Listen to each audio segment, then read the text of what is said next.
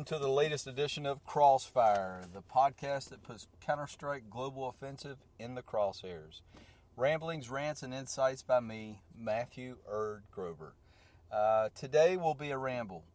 The whole entire show will be an absolute ramble. First thing I want to say, need to get this out of the way. Happy Thanksgiving to everyone. Thanksgiving was yesterday. I hope everyone in North America in America had a great day. Family, food, and friends. I hope everything went well. Happy Thanksgiving.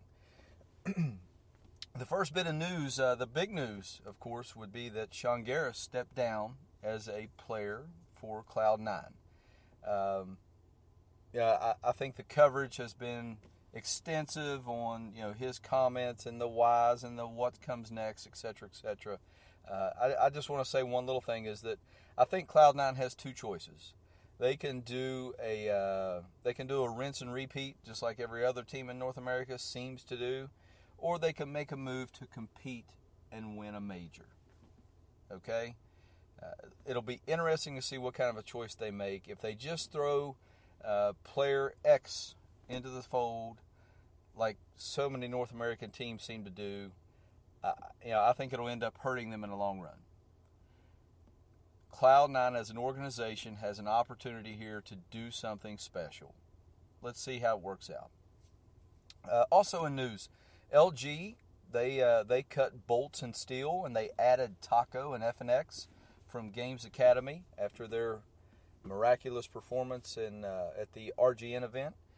A little bit more on that later, but I just want to say it was very interesting to see how that unfolded, and like I said, there'll be more on that later.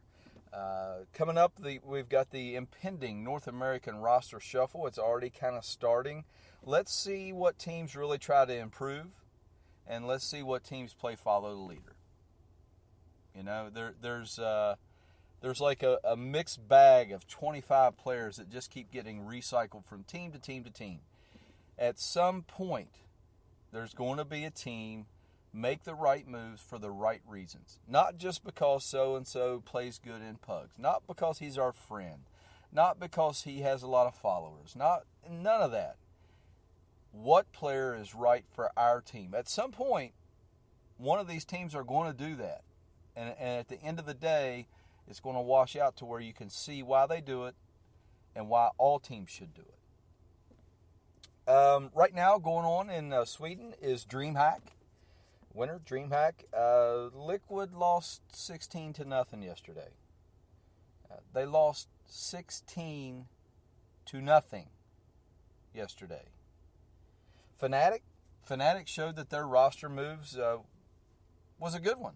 I mean, they won handily, looked incredible on day one, and Envy happened to run into the never-ending magic of the Ninjas in Pajamas, and they got beat by NIP yesterday.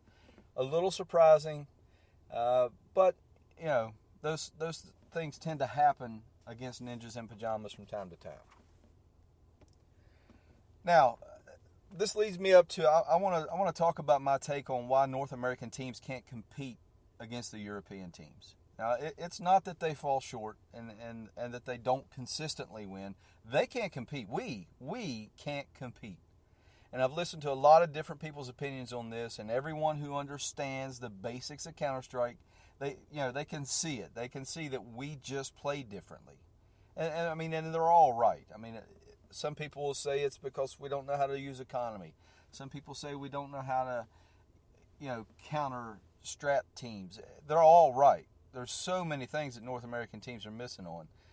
My question is, why hasn't there been a team come along that take the necessary steps to compete? There has to be a team at some point come along that says, this is what we do wrong, we're going to do it right. This is what they do different, we're going to emulate that. It's almost like North American players don't understand what they're watching when they watch good players play. I mean, in my mind, I got to think that these guys are watching demos. They're watching matches, and they're trying to decipher what these teams are doing. They might understand the what of the player is doing, but they don't get the why. Maybe that's what it is. They don't understand the why of what players do. I'll give you an example. Well, let's take Get Right for instance. He's the world's best lurker. Okay, take Mirage for example. Mirage T side, Get Right is going to go toward A, and everyone else is going to work toward me and B in mid. Okay. Maybe North American players watch this and say, okay, well, everybody goes to that side of the map and he goes over here and just tries to pick around. No, that's not what he's doing, you idiots. Where he goes, when he goes, and how he goes is 100% dependent upon what's happening with his teammates. It's a timing thing. It's a basic map awareness thing. It's an understanding Counter-Strike thing. He doesn't just go the other direction and play around and have fun. There's meaning to it. They're dependent upon him to do it at the right time in the right way in order for them to be successful. So, maybe these North American players, maybe they watch these demos and say, oh, okay, well, he just goes that way. No, it's not. That's what he does. But the why is the most important part. Now, really and truly, this whole thing kind of leads to the growing debate about the analyst, consultant, coach position and its potential value. Okay, what should a coach do? Pretty simple. A coach should make their team be prepared for each and every match so that they'll perform up to their ability and be properly prepared for each situation that they can be faced with. Pretty simple. Every possible variation that the team can run into, the coach should prepare them for that. Anything that can happen, the players should be mentally prepared. No exceptions. A coach should be telling their players what it is they're doing wrong, even when they're winning. The attitude of, we won the round, so I must have did it right. No, that's toxic to a professional Counter-Strike player. That's the dumbest thing in the world that you could ever think. If you're allowing yourself to believe that, you're never going to win a big tournament, ever. And over the last, 4 or 5 lands, I haven't seen a North American team with a chance. Even if luck is on their side, they haven't had a chance to win a tournament. It's not about, we made it out of group play. It's about winning. You got to want to win. Are you kidding me? Now, paying attention to social media, I've seen that there's been a little debate going back and forth about this. I want to talk about this. How quick should a team see improvement with a good quality coach? If a team goes out and picks up a good quality coach, how quick should they see improvement? How about almost immediately? Now, I watched the YouTube, the By the Numbers show the other day with Thorne and Richard Lewis. I watched it, and I believe it was Thorne that said after 5 lands, a team should be performing at 80% of their potential. Then, last night, or day before yesterday, whatever, I see the coach of Liquid. I see him tweeting about that statement like it's baseless, due to the fact that the person who made it wasn't or isn't a top player and hasn't been a leader of a top team.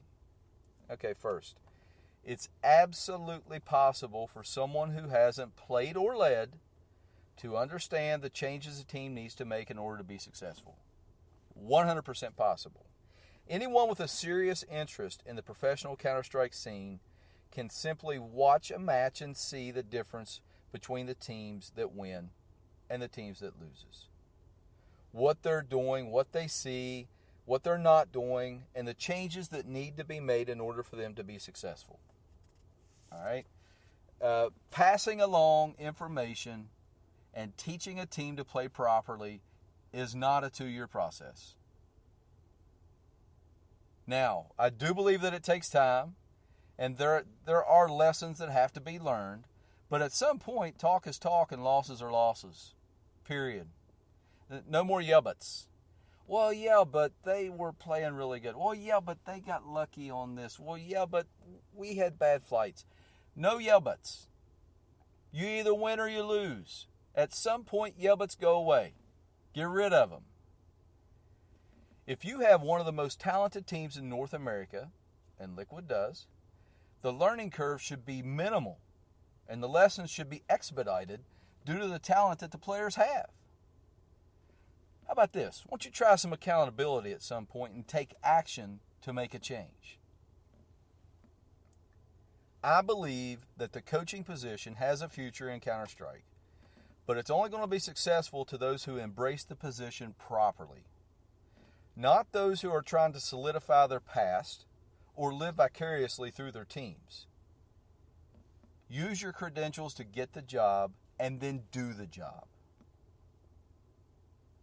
Luminosity made a roster change last week. They make a roster change last week, then they travel to Sweden and they beat the number 1 team in the world. Envious. In a best of 3. It wasn't a luck best of 1 on a good map. They beat them in a best of 3. No Yebbets. They won. Roster changes last week. Beat the best team in the world this week. Oh, well, yeah, but they may lose in group play at the next major, or they may not even make it out of group play at the next tournament. Whatever. Today, they beat the number 1 team in the world after roster changes last week. And they have a coach. They have a coach that Fallen gave a huge amount of credit to in the post-game interview. Apples to apples. It doesn't wash out. Okay, enough on that. The buy round, save round. I am buying a major in North America. Let's hope that we do this right. Let's hope that we have a good showing from some North American teams. Let's hope this is an awesome event, and let's hope they bring these majors back to North America. At least one a year, please. Us as a community, let's grow up a little bit, embrace this, make it work, make it right. Let's do this. It's very exciting. Save round. I'm saving on CLG's performance at the IEM event.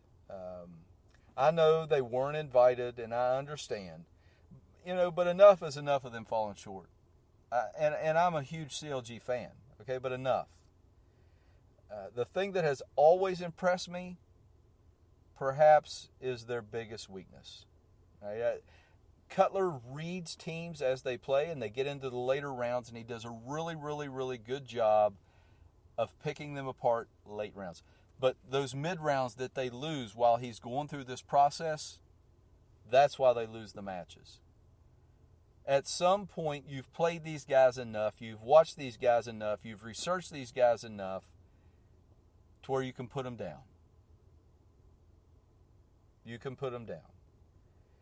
They're not playing to their potential. CLG is not playing to their potential.